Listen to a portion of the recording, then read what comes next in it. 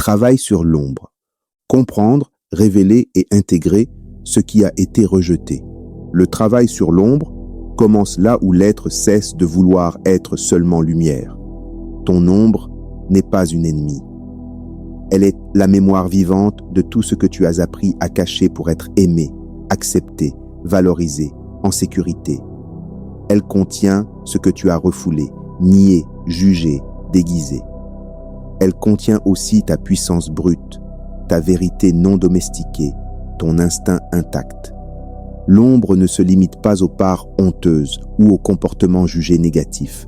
Elle existe aussi dans des zones beaucoup plus subtiles, là où tu te crois vertueux, là où tu te crois juste, là où tu te crois spirituel.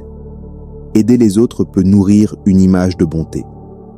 Derrière cette bonté peut se cacher un sentiment de supériorité, un pouvoir silencieux, une identité de sauveur. Soigner, guider, enseigner peut devenir une manière raffinée de nourrir l'ego spirituel. Ce n'est ni mal, ni bien. C'est humain. C'est précisément cela, l'ombre.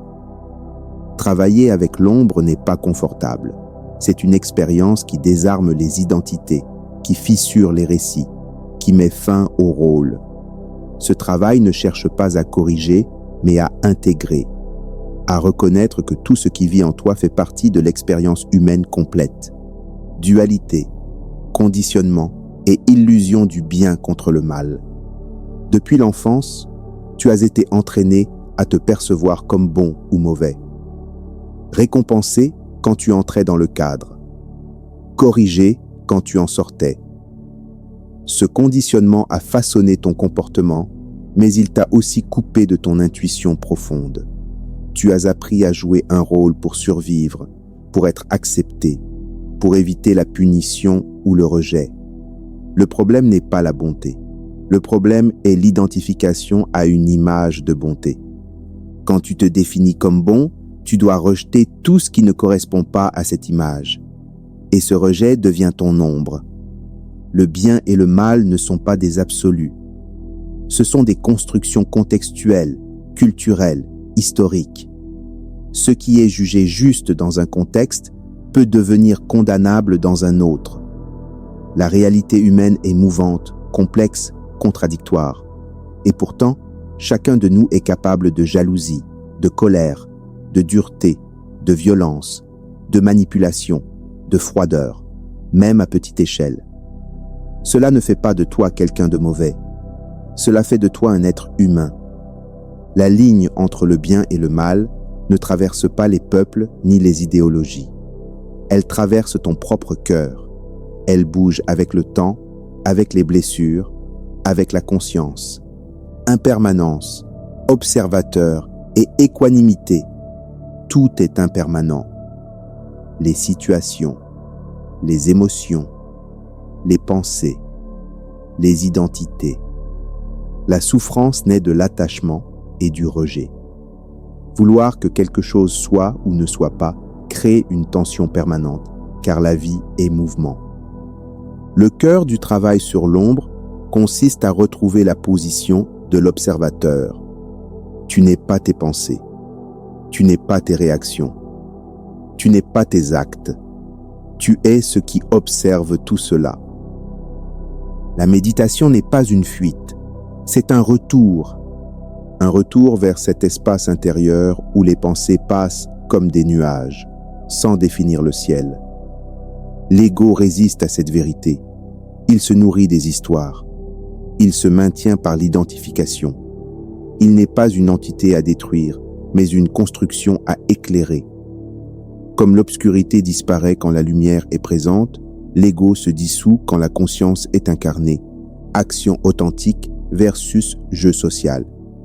Il existe une différence fondamentale entre agir et jouer un rôle. Jouer un rôle, c'est agir par conditionnement, par peur, par obligation morale. Agir, c'est répondre à l'instant, sans préméditation, sans masque. Parfois, l'action authentique est généreuse. Parfois, elle est ferme. Parfois, elle est silencieuse. Parfois, elle est tranchante. L'action vraie ne génère ni honte ni culpabilité.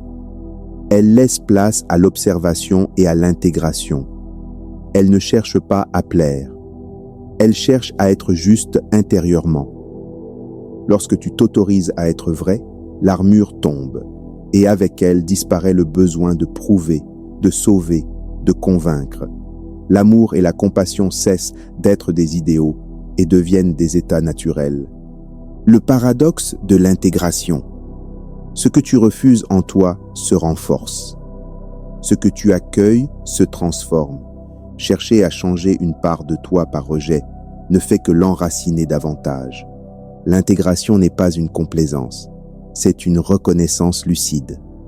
Quand tu acceptes une part honteuse sans justification, sans excuse, sans dramatisation, elle perd son pouvoir.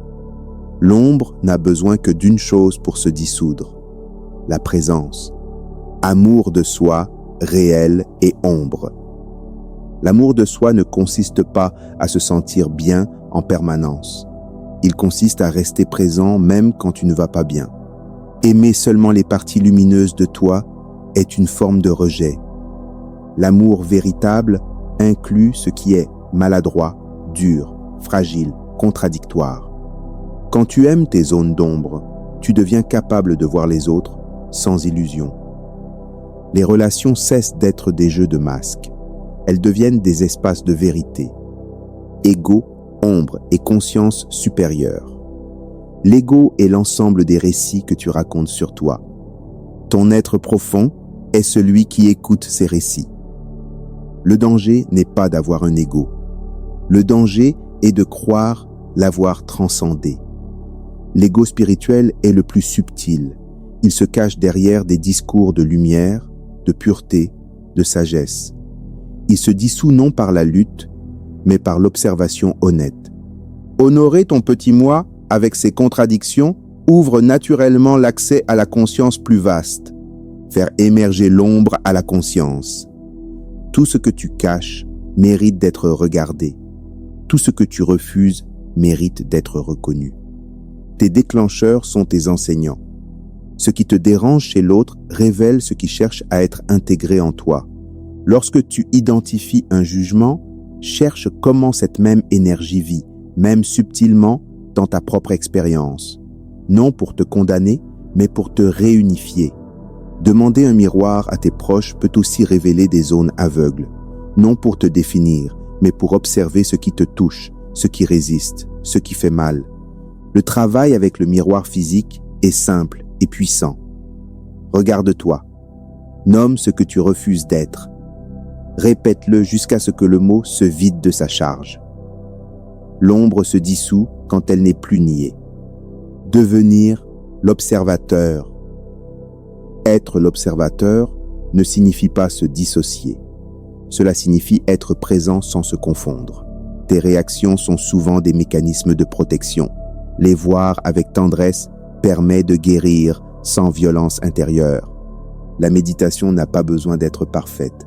Elle a besoin d'être honnête. Quand tu invites toutes tes parts à la table, il n'y a plus de guerre intérieure. Il n'y a plus d'ennemis à vaincre. Il n'y a que la conscience qui s'élargit. Intégrer l'ombre, c'est devenir entier.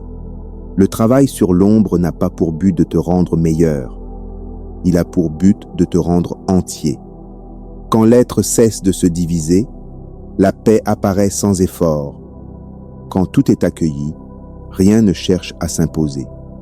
Reste dans ton axe, unité, souveraineté, ombre et lumière réunifiées. Abondance incarnée, transmission initiatique.